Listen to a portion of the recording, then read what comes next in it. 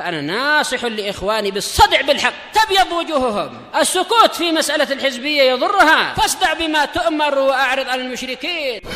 سلامي على دماج ورجالها والشيخ يحيى ودار العلم يا سعد بانيها. بسم الله الرحمن الرحيم. الحمد لله حمدا كثيرا طيبا مباركا فيه كما يحب ربنا ويرضاه. أشهد أن لا إله إلا الله وحده لا شريك له وأشهد أن محمدا عبده ورسوله صلى الله عليه وعلى آله وسلم تسليما كثيرا. أما بعد. Pertemuan yang lalu kita telah masuk pada Ad-Darsul Khamis tentang ihsan. Ihsan ini martabat yang keberapa dalam tingkatan-tingkatan agama ini? Indak ya Raihan? Ketiga. Ada berapa tingkatan? Apa saja itu? Islam, iman, kemudian ihsan. Mana yang paling tinggi dari tiga tingkatan ini? Abdullah Batam. Tingkatan apa?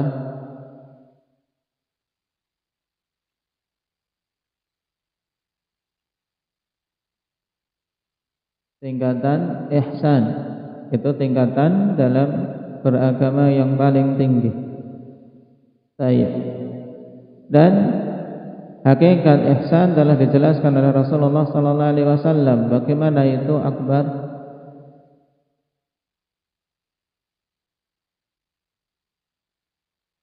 Nah, Nabi menjelaskan dalam hadis Jibril, an ta'budallaha ka'annaka tarahu fa in lam takun tarahu fa innahu yarak. Hakikatnya adalah engkau beribadah kepada Allah seakan-akan engkau melihatnya. Dan apabila engkau tidak melihatnya, maka yakinlah sungguhnya dia itu melihatmu. Jadi pengertian ini akan kita katakan bahwasanya ihsan memiliki dua tingkatan sebagaimana akan kita baca nanti insyaallah taala. Baik. Dan ihsan secara umum ada berapa jenis? Indak ya Khuzaimah? Ada dua, yaitu ihsan pada hak-hak Allah Subhanahu wa taala. Dan yang kedua ihsan terhadap para makhluk. Dan yang menjadi inti pembahasan kita di sini dari dua jenis ihsan, yaitu ihsan yang mana? Raga. Ihsan pada hak Allah Subhanahu wa taala. Yang itu diwujudkan dengan apa? Dengan beribadah di atas keikhlasan dan mutaba'ah, serta betul-betul menghadirkan hatinya ketika ibadah, sehingga seakan-akan dia melihat Allah. Jika tidak mampu, maka yakinlah bahwasanya sesungguhnya Allah melihatnya. Baik. Nah, sekarang kita baca faedah. Qala Ibnu Rajab rahimahullahu taala fi Jami'il Ulumi wal Hikam fi qoulihi subhanahu wa ta'ala lil ladzina ahsanul husna wa ziyadah. Al-Hafidz Ibnu Rajab dalam kitab beliau Jami'ul Ulum wal Hikam, yang merupakan salah satu syarah rujukan utama untuk kitab Arba'in An-Nawawiyah, beliau membicarakan terkait ayat lilladzina ahsanul husna wa ziyadah. Ayat ini akan perhatikan maknanya. Lilladzina ahsanu, bagi orang-orang yang berbuat ihsan, orang-orang yang berbuat baik, balasannya adalah al-husna, yaitu surga, wa ziyadah, dan tambahan atas kenikmatan surga, yaitu melihat wajah Allah Subhanahu wa ta'ala. Qala wa qad thabata fi sahih Muslim 'anil Nabi sallallahu alaihi wasallam tafsiruz ziyadati bin nadhari ila wajhillah azza wa jalla fil jannah. Dan telah thabit dalam Sahih Muslim penafsiran tambahan nikmat yang disebutkan pada ayat ini dengan melihat wajah Allah Subhanahu wa taala di surga. Dan ini tafsir yang hak. Nah, bahwasanya memang tambahan yang Allah Subhanahu wa taala berikan atas kenikmatan yang telah dianugerahkan kepada penduduk surga adalah melihat wajah Allah Subhanahu wa taala. Yang dengan melihat wajah Allah ini, ikhwan, maka semua kenikmatan-kenikmatan yang lainnya itu terkalahkan. Ini menunjukkan betapa agungnya nikmat melihat wajah Allah Subhanahu wa taala. Baik.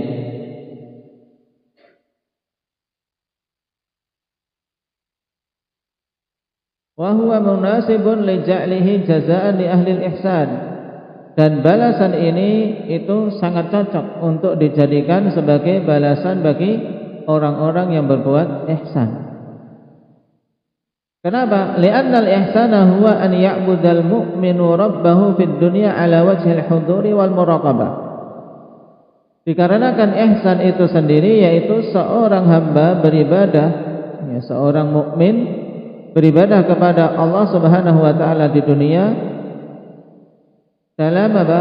Dalam kondisi betul-betul hadir hatinya dan merasa diawasi oleh Allah Subhanahu wa taala.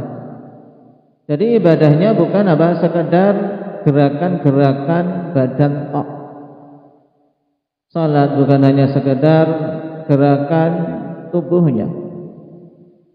Ketika dia menunaikan puasa bukan hanya sekadar menahan lapar dan dahaga.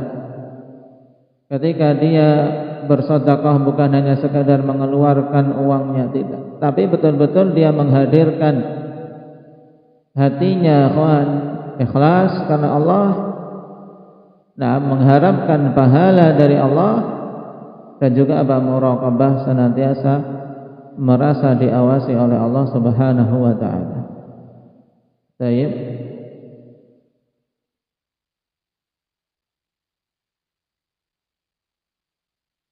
Ka'annahu yarahu biqalbihi wa yanzuru ilaihi fi hali ibadatihi. Sehingga orang yang berbuat ihsan dalam ibadah ini di dunia, ikhwan, seakan-akan dengan hatinya dia melihat Allah. Dan melihatnya di saat beribadah kepadanya. Tapi bukan melihat yang hakiki. Kenapa? Karena melihat yang hakiki itu tidak akan mungkin terwujud di dunia. Baik. Karena Allah Subhanahu wa taala tidak mengizinkan. Bahkan Nabi kita Muhammad sallallahu alaihi wasallam pun, ikhwan, itu tidak melihat Allah Subhanahu wa taala ketika masih hidup di dunia. Baik. Dengan mata kepala ini tidak. Makanya ketika Nabi Musa memohon kepada Allah untuk beliau bisa melihatnya, Allah mengatakan qala lan tarani, engkau tidak akan bisa melihatmu. Yakni selama engkau masih hidup di dunia ini tidak akan bisa melihat Allah Subhanahu wa taala. Baik. Nah, orang yang ihsan ini ibadahnya ya hatinya betul-betul hadir seakan-akan melihat Allah. Maka jazaa'u dzalika an-nadhara ila Allah ayanan fil akhirah. Maka balasan untuk amalan dia yang seperti itu di akhirat adalah melihat wajah Allah Subhanahu wa taala dengan mata kepalanya. Baik. Ini menunjukkan kesesuaian yang sangat orang yang ihsan di dunia beribadah seakan-akan melihat Allah. Maka pahalanya di akhirat betul-betul Allah Subhanahu wa taala berikan izin untuk dia bisa melihat wajahnya. wa aksu hadza ma akhbara Allah taala bihi an jazaa'il kuffari fil akhirah. Dan kebalikan dari hal ini yaitu apa yang Allah Subhanahu wa taala kabarkan tentang balasan orang-orang kafir di akhirat. Nah, orang-orang kafir di akhirat Allah Subhanahu wa taala balas dengan dihijabnya mereka dari melihat Allah, tidak melihat Allah Subhanahu wa taala. Allah katakan kalla innahum ar-rabbihim yawma idzil lamahjubun. Kali-kali tidak, sungguhnya mereka itu pada hari tersebut akan terhijab, yaitu terhalangi dari melihat Rabb mereka. Nah, terhalangi dari melihat Allah Subhanahu wa taala. Wa ja'ala dzalika jazaa'an li halihim fid dunya. Allah Subhanahu wa taala jadikan itu sebagai balasan untuk kondisi mereka ketika dulu di dunia. Nah, di dunia mereka tidak mau mengindahkan aturan-aturan Allah Subhanahu wa taala, sehingga hatinya gelap, tidak melihat cahaya sedikit pun. Wa huwa tarakumur rani fi ala qulubihim, yaitu bertumpuk-tumpuknya kotoran di hati-hati mereka. Ar-ran adalah kotoran hati yang diakibatkan oleh dosa-dosa. Dalam ayat kalla bal rana ala qulubihim ma kanu yaksibun. Bahkan ran yaitu kotoran-kotoran ada di hati-hati mereka disebabkan apa-apa yang dulu mereka lakukan. Baik.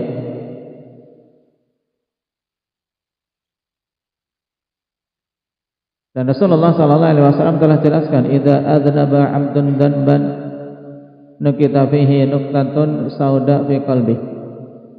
Apabila seorang hamba berbuat dosa, maka dititikkan titik hitam di hatinya.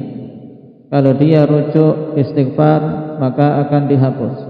Jika dia kembali berbuat dosa, dititikkan titik hitam di hatinya terus sampai hatinya itu menghitam.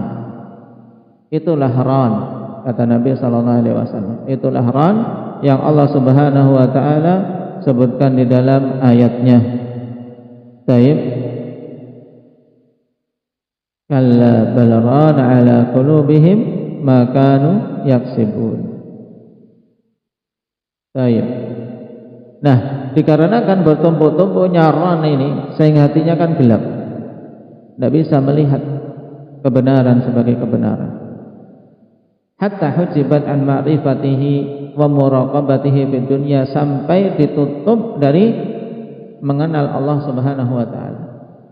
Nah, saking banyaknya kotoran sehingga tidak bisa mengenal Allah. Demikian pula wa muraqabatih, dan tidak bisa merasa diawasi oleh Allah Subhanahu wa taala. Berbuat di dunia semaunya seakan-akan tidak akan dimintai pertanggungjawaban kelak di akhirat.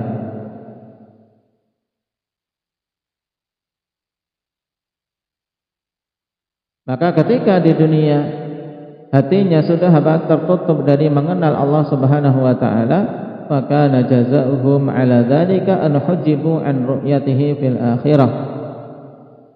Maka balasan atas hal itu yaitu mereka dihijab, ditutupi dari melihat Allah Subhanahu wa taala di akhirat. Maka ini sangat gamblang kesesuaiannya, kawan. Balasan orang-orang yang beriman, berbuat ihsan adalah surga dan tambahan nikmat yang berupa melihat wajah Allah Subhanahu wa taala. Sedangkan orang-orang kafir ketika hatinya gelap, tidak mengenal Allah Subhanahu wa taala, maka dibalas juga di akhirat untuk tidak bisa melihat Allah Subhanahu wa taala. Baik. Darajatul ihsan. Faedah berikutnya tentang tingkatan-tingkatan ihsan. Al-ula an ta'budallaha ka'annaka tarah. engkau beribadah kepada Allah Subhanahu wa taala seakan-akan engkau melihatnya. Ini tingkatan paling tinggi. Nah, baik, fayastahdiru qurballahi azza wa jal wa muraqabatah. Sehingga betul-betul dia menghadirkan dalam hatinya kedekatan dengan Allah, atau dekatnya Allah Subhanahu wa taala terhadapnya dan pengawasan Allah Subhanahu wa taala terhadapnya. Betul-betul dia merasakan dekatnya Allah Subhanahu wa taala. Nah, dan pengawasan Allah Subhanahu wa taala terhadapnya. Nah, yang ini diistilahkan oleh sebagian ulama dengan apa? Maqamul musyahadah.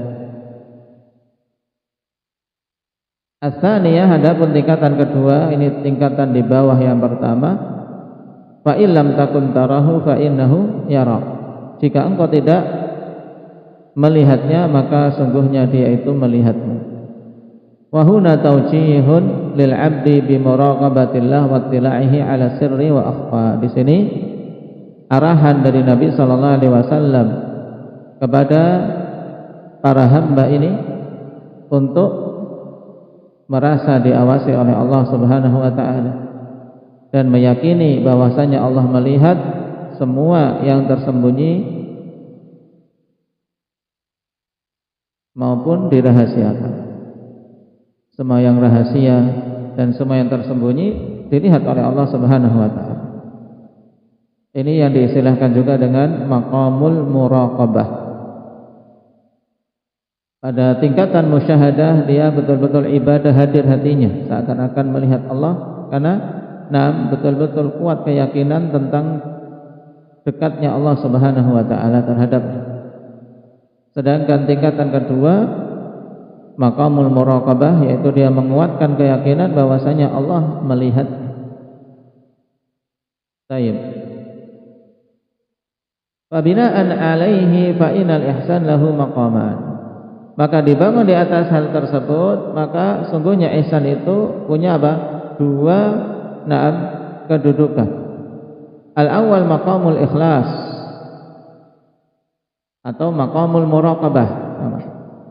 An yastahdhira anna al-haqqa muttali'un 'alaihi yara kullama ya'mal. Untuk dia menghadirkan pada dirinya keyakinan bahwasanya al-haq, yaitu Allah. Al-haq maksudnya dia itu adalah Allah, karena di antara nama-nama Allah adalah Al-Haq. Menghadirkan dalam hatinya bahwasanya Allah itu muttali'un 'alaihi, mengawasinya. Yara kullama ya'mal, melihat segala sesuatu yang dilakukannya. Ini disilakan dengan maqamul ikhlas atau juga tadi maqamul muraqabah, sama. Karena disinilah akhwan seorang mewujudkan keikhlasan, yaitu kita dilihat oleh Allah. Tidak perlu mengharapkan untuk dilihat makhluk. Walaupun engkau tidak mengabadikan dengan kamera fotomu, Allah melihat. Engkau pergi umrah, engkau pergi berhaji. Taib. Yang diharapkan adalah pahala Allah Subhanahu wa taala. Taib. Tidak perlu untuk untuk berharap akan mendapatkan pujian dan orang tahu engkau berada di sisi Ka'bah berdoa. Engkau salat di belakang makam Ibrahim 2 rakaat. Tidak perlu untuk difoto, tidak perlu untuk mengharapkan pujian-pujian manusia atau komentar-komentar mereka. Yang ini pada masa sekarang, kawan, subhanallah, di antara hal yang sangat memprihatinkan pada ibadah-ibadah besar seperti itu, kaum muslimin banyak tergoda oleh tipuan-tipuan syaitan yang suatu ibadah pada asalnya akhirnya menjadi sesuatu yang biasa-biasa, seperti mereka datang ke tempat-tempat pariwisata. Kalau tidak ada foto dengan Ka'bah sebagai backgroundnya, kurang mantap.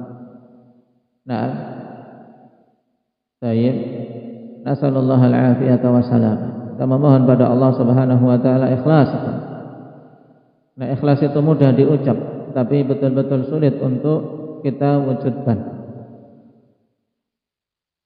Belum lagi tingkatan yang lebih tinggi dari itu, kedudukan yang kedua, atsani maqamul musyahadah. Fayaghlibu alaihi musyahadatul haqqi biqalbihi hatta ka'annahu yarahu bi'ainihi. Di mana mendominasi atas dirinya ikhwan, yaitu penyaksian hatinya terhadap Allah Subhanahu wa taala, sampai-sampai seakan-akan dia melihat dengan matanya.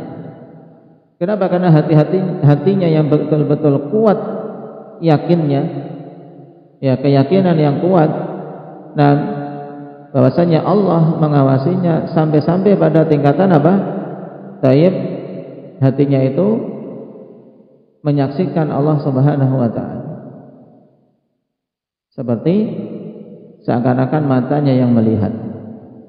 Wa hadzal maqam a'la minal maqamil ula, dan kedudukan ini lebih tinggi dari kedudukan yang pertama. Tapi kedudukan ini kedudukan yang sulit untuk dicapai.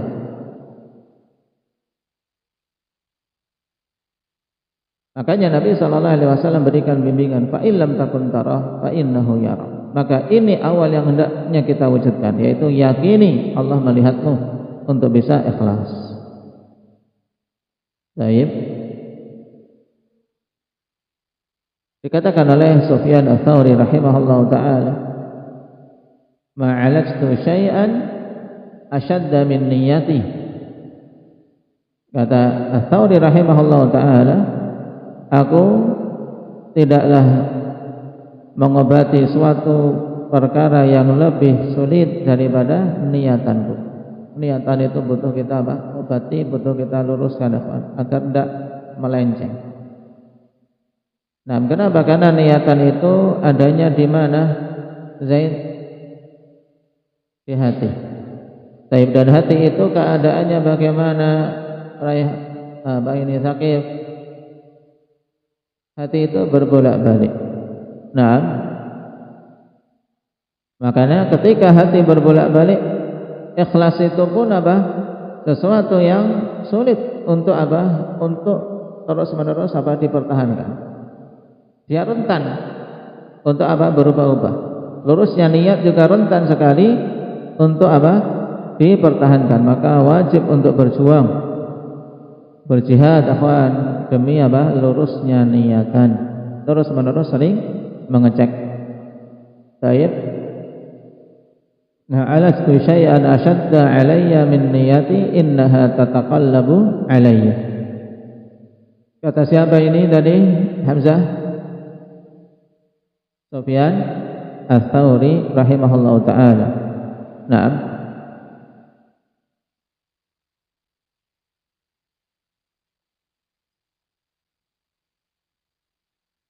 Dikatakan oleh Imam Ibnul Qayyim rahimahullahu taala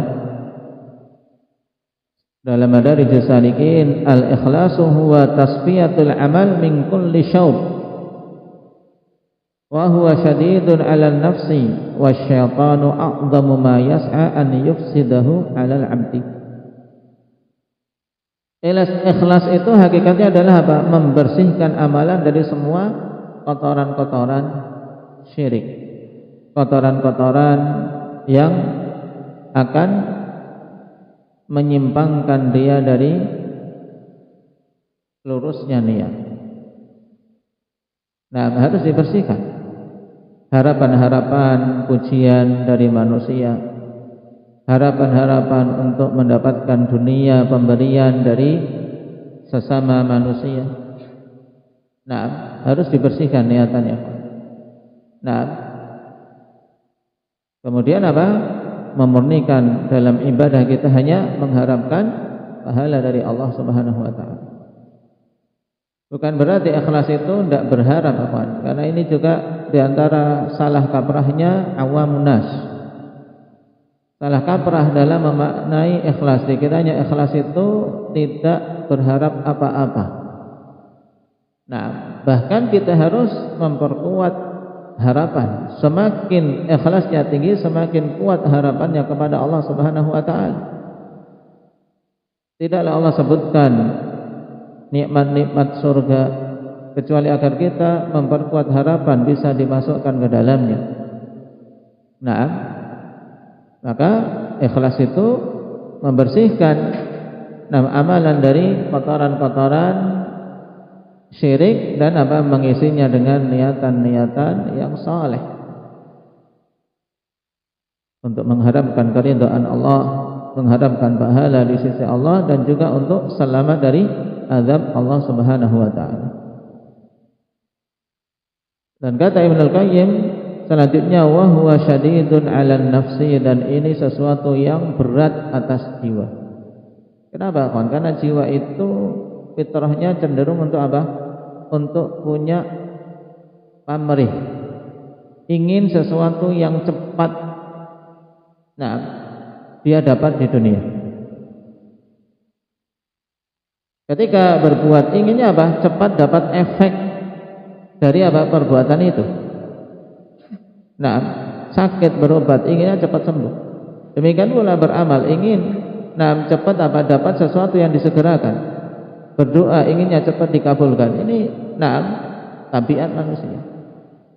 Padahal yang namanya amalan ibadah taib yang diharapkan adalah pahala yang ditangguhkan di akhirat. Pahala yang ditangguhkan di akhirat. Makanya orang-orang yang hanya menginginkan sesuatu yang cepat disegerakan pahalanya di dunia ini, di akhirat tidak dapat bagian. Man kana yuridul ajilata ajjalna lahu fiha ma nasha'u liman nurid thumma ja'alna lahu jahannama yaslaha madhmuman madhura. Siapa saja yang menginginkan ajilah, yaitu pahala yang disegerakan, yaitu sesuatu di dunia, apakah rezekinya yang lancar.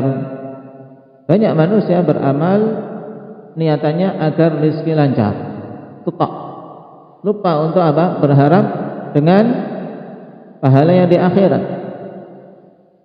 Ingin usahanya sukses,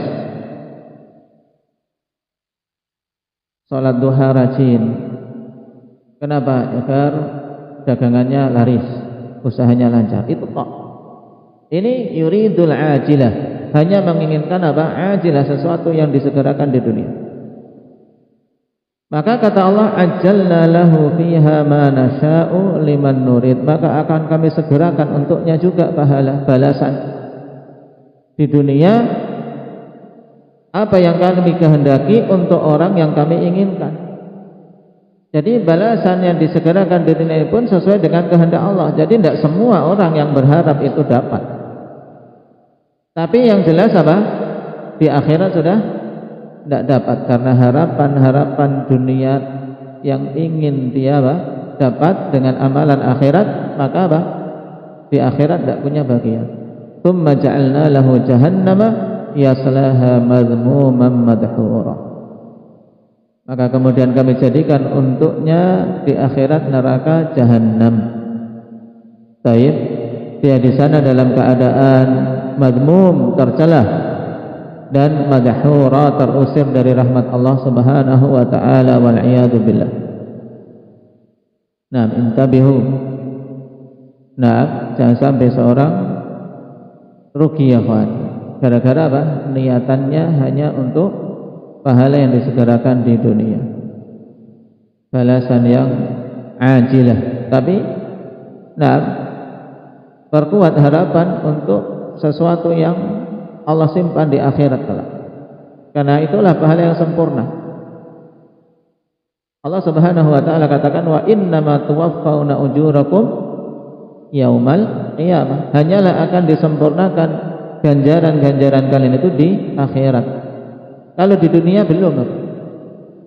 Maka kalau ingin pahala kita di akhirat sempurna, mintalah. Nah, ikhlaslah, kuatkanlah harapan. Baik, jangan sampai Jangan sampai niatannya hanya untuk mendapatkan ganjaran yang disegerakan di dunia. Dan apabila seorang memurnikan niatannya untuk akhirat, dunia akan Allah Subhanahu wa taala berikan. Allah tidak akan menyanyiakan hambanya yang beriman. Tayyib, karena rizki sudah pasti dari Allah Subhanahu wa taala. Tayyib. Dan Ibnu Rajab Al-Hambali rahimahullah taala dalam kitab Jami' Ulumul Hikam sebagaimana dikutip tadi juga ada kalimat yang sangat bagus tentang apa? Roh dari keikhlasan itu apa? Inti dari ikhlas itu apa? Kata beliau, iradatu wajhillahi bil amal huwa ruhul ikhlas. Wa huwa min asyaqqil umuri 'ala an-nufus li'anna al-hawa la yanfakku 'anil nafsi. Iradatu wajhillah bil amal, menginginkan untuk mendapatkan wajah Allah Subhanahu wa taala dengan amalan kita. Itulah roh dari keikhlasan. Berarti inti dari keikhlasan apa? Kita menginginkan pada amalan kita untuk apa? Untuk bisa melihat wajah Allah Subhanahu wa taala kelak. Baik. Karena ini nikmat tertinggi, ya tidak? Maka kita kalau ingin nikmat, pilih, harapkan nikmat yang paling tingginya, nikmat yang paling agungnya, yaitu melihat wajah Allah Subhanahu wa taala. Karena otomatis orang yang diberi kenikmatan untuk melihat wajahnya, nah dia adalah penduduk surga. Baik. Iradatu wajhillahi bil amal huwa ruhul ikhlas. Mengharapkan, menginginkan untuk melihat wajah Allah dengan amalan yang dia lakukan, itu adalah roh keikhlasan. Wa huwa min asyaqqil umuri 'ala nufus, dan itu adalah perkara yang paling berat atas jiwa-jiwa ini. Kenapa, ikhwan? Li'annal hawa la yanfakku 'anil nafsi. Karena hawa nafsu itu tidak pernah terpisah dari jiwa kita. Hawa nafsu itu nempel terus. Makanya kita apa? Harus menundukkannya. Kalau untuk meninggalkannya, itu nempel dengan kita. Dia nempel dengan kita, makanya harus kita tundukkan. Menundukkannya dengan ilmu, menundukkannya dengan ketakwaan kepada Allah Subhanahu wa taala. Baik. Ini kalimat yang bagus sebagai tambahan ikhwan dari kalam para a'immah sebelum kita memohon pada Allah Subhanahu wa taala untuk diberi rezeki keikhlasan tersebut. Nah, barakallahu fikum. Berarti dengan ini kita selesai dari ad-darsul khamis. Berarti dipersiapkan besok hari apa? Senin. Hari Senin berarti imtihan untuk ad-darsul rabi' dan khamis. Nah, dipersiapkan. Naktahi bihadza, subhanakallahumma bihamdik, asyhadu an la ilaha illa